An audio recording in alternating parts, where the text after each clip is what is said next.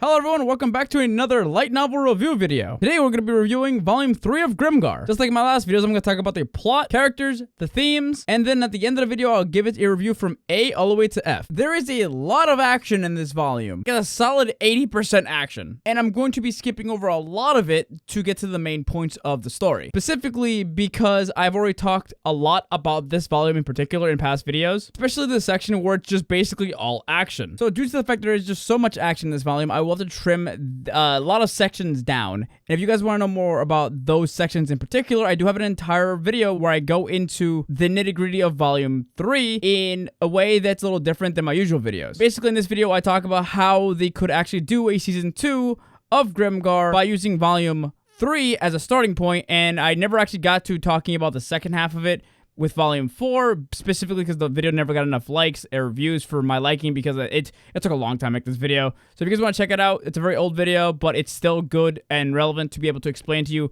what happens in all the action sections of volume 3. And if you guys want to check that out, please click the link in the upper right corner or the link in the description after you are done watching this video. But if you want me to do more reviews on light novels, hit the like button, share, or tell me in the comments what other light novels you want me to review in the future. But let's begin with Grimgar Fantasy Nash, Level 3. You have to accept that things won't always go the way you want. Ominous. The volume actually starts with Haru and his party dealing with kobolds. Due to the fact that Devspot is actually dead, the kobolds seem to be a lot less organized than usual and are a lot less threatening. So Haru and his friends are actually making a decent income from killing them. And due to the fact that it's a little safer in the kobold mines, Haru decides to do something pretty stupid. He's trying to get the gleaming light to actually show itself to him, and it's causing him to actually miss opportunities to finish off kobolds, and this is actually really risky because all it takes is one hit from a kobold for Haru or anybody else in the party to get seriously hurt. Except for Moguzu, it might take a couple hits for him to get seriously hurt. And even Ranta and Mary notice this and call him out on it. Mary actually does ask him a lot nicer than how Ranta does it, but Mary actually asks him, "Are you okay? What's wrong?" Haru responds as, "I'm fine. Everything's okay," clearly lying, and she very easily can tell. But Ranta actually approaches him and asks him a little more subtly and lowers his voice down and asks him if he's okay. And he asks him essentially, "What's going on? Are you trying to get this gleaming light thing to show up?"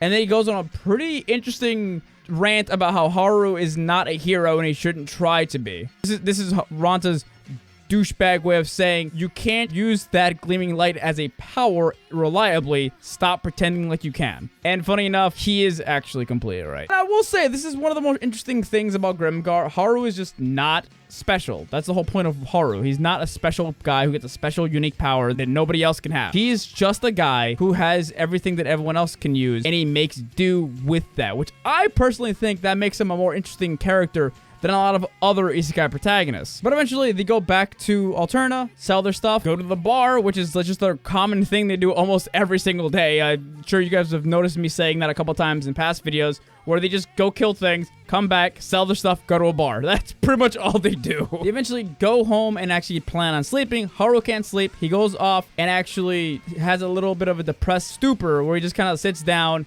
and thinks about how much of a bad leader he is, even though he's done nothing but be a good leader, but okay, whatever. And he ends up meeting a girl called Choco. And I guess another girl that doesn't really matter anyway, but we're ignoring her. But Choco and him seem to be kind of drawn to each other for some reason. I'll go into a lot more detail about Choco later on, but Choco is one of the most important characters in early Grimgar. Not really as an actual character, she's more of an interesting plot device, I guess. Yeah, I think plot device is a good word for her because she doesn't really have much of anything else going on, like a personality. Shots fired!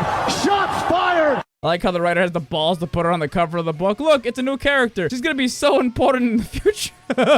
Eventually, Haru does go to sleep, and the next morning, Ranta actually wakes him up, and he has information about something called an order. And he's also being a Ranta and being the most annoying piece of shit on the goddamn planet. So, due to Haru's lack of sleep and being very grumpy, he starts to choke the shit out of Ranta. Eventually, they get hungry, they get food, and they start talking about the order. And the order is essentially them going on a mission to what is called Deadhead Keep, while another group of volunteer soldiers that are much stronger go to some place called Riverside Fortress. They plan on taking these places at the same time, specifically because if they try taking them one at a time, the other objective will back up the one they are attacking. For example, if they all went to Deadhead Keep, Riverside Fortress will back up Deadhead Keep, and if they all went to Riverside Fortress, Deadhead Keep will back up Riverside Fortress. So they attack them at the same time with two separate armies. They eventually bring up this to the girls, and the girls, Haru and everyone else, decide to actually vote on it. And then Haru realizes it's a better idea to let everyone have a day to think about it before they make an actual vote. During the time that they're waiting to actually vote, Haru actually meets up with Choco again, and they have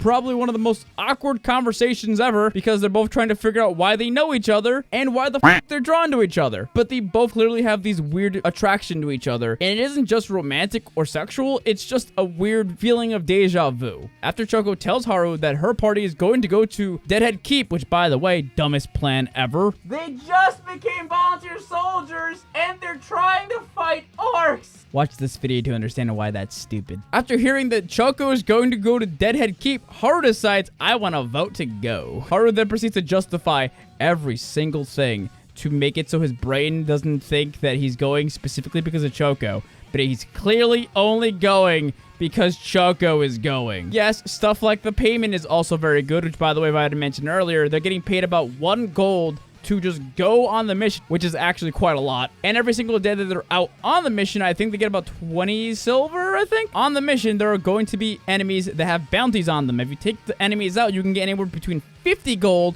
to 100 gold, which is a fortune. However, Haru doesn't plan on going after the bounties, and he only wants to get the gold for each of his party members, at least in his own justification. And again, he tries really hard to be like, nah, I'm not going because of Choco. It's not because of that at all. No, absolutely not. But at the end of the day, when they vote to go, Haru is for going, Shihiru is for going, Moguzu is for going, and Ranta's for going, while Yume and Mary don't really care either or. So that night, they go to sleep early, and Haru and Ranta and Moguzu can't sleep. So they have a conversation about what girls they like in the party and who they find attractive. Mainly started by who else but Ranta. Moguzu actually talks about how he does really like Mary, and Haru does not want to actually give any information about it, but he does picture 2 girls in his mind, which is very clearly Choco and Mary. Haru then asks Ranta, how about you tell us who you like in the party? And Moguzu also wants to know. Ranta makes a joke about how he's not giving out his information for free and laughs at both of them, which leads to Moguzu, for once in the entire story, confronting Ranta and possibly bending his arm behind his back until he actually makes him talk. It's also implied that Haru helped out as well.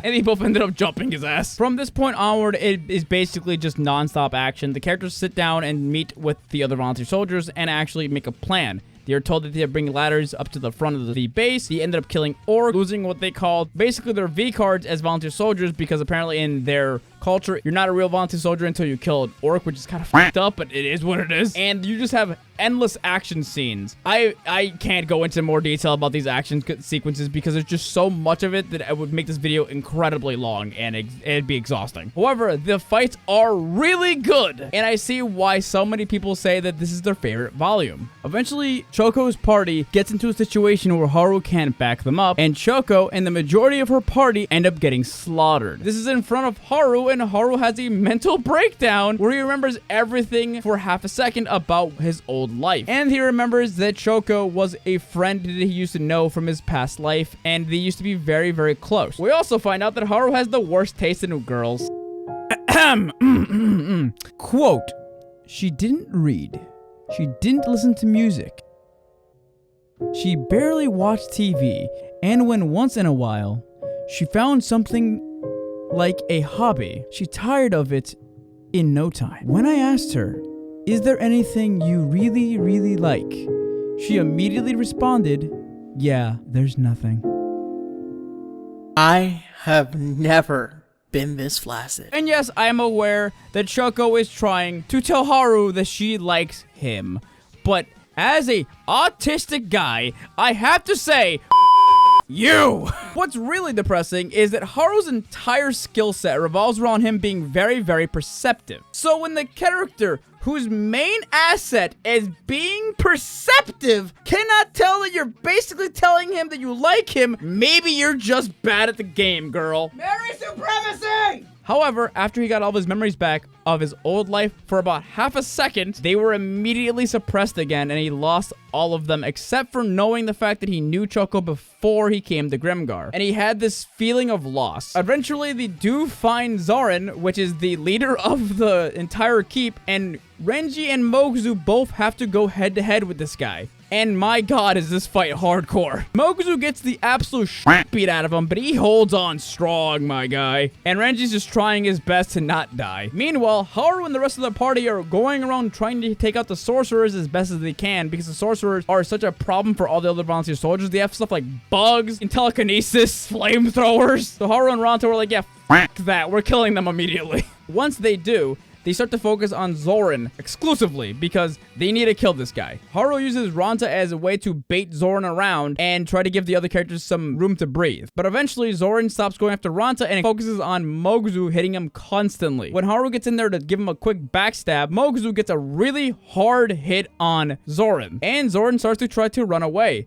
But Haru grabs onto him, and the rest of the party and Renji's party and everyone nearby goes ham and starts beating the shit out of Zoran. Even the Wild Angels leader starts beating the crap out of him as well, which I didn't talk about her because she's actually basically worthless to the story, so I didn't bother bringing her up. But Renji eventually just cuts off this guy's head, and he's finally dead. However, unfortunately, Moguzu does drop dead from wounds that he is covered in. And that is literally where the volume ends. This volume was an absolute fucking treat. It was a really quick one. I got through this in less than a day because of just how fast the pacing was. And I really wanted to finish it as fast as possible. But holy crap, it was a fun book with just a whole lot of action, a lot of character moments, set up for the future, going more into detail with the memory suppression subplot. They give us a lot more Renji in this book. A lot of people like Renji. If you like Renji, he's in here. And unfortunately, the death of Moguzu is in here. And honestly,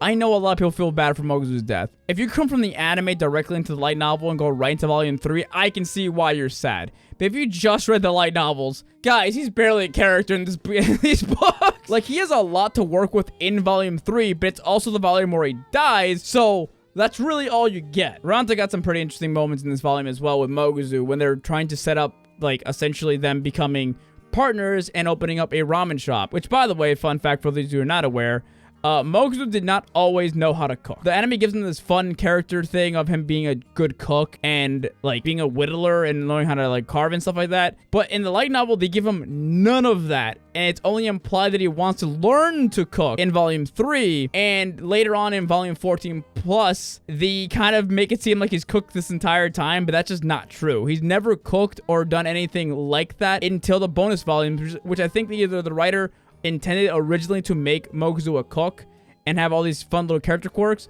but he didn't have any time to put it in the first couple volumes. But really, the only characters that are really heavily focused on this entire volume is Haru, Choco to an extent, but she's kind of just there to drive Haru forward, and Moguzu. But the only focus on Moguzu is from an outsider perspective. If I had any negatives to say about this volume specifically, which I don't have very many, is that Haru foreshadowed Moguzu's death just too hard. Like, he constantly talked about how bad it would be if Moguzu dies. Like, it was so obvious for me. Even when I first originally read these books, I knew that he was going to die because Haru just wouldn't shut the fuck up about how incredible Moguzu was. And it kind of spoiled the end for me because I kind of knew he was gonna die. And I will say that in the terms of pacing, I may have said a couple times that this book is all action.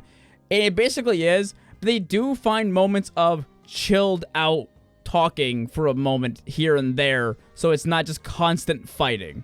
They're just always in a place where there is fighting going on, though. So the pacing of this book, I'd actually say, is probably around the level of, like, volume 2 pacing, which is really good. Another negative I could probably say is maybe Choco should have been more of a character, because Choco's nothing. She's really just there to push Haru's plot forward and the subplot of memories being erased in Grimgar forward, and that's all she's just a plot device.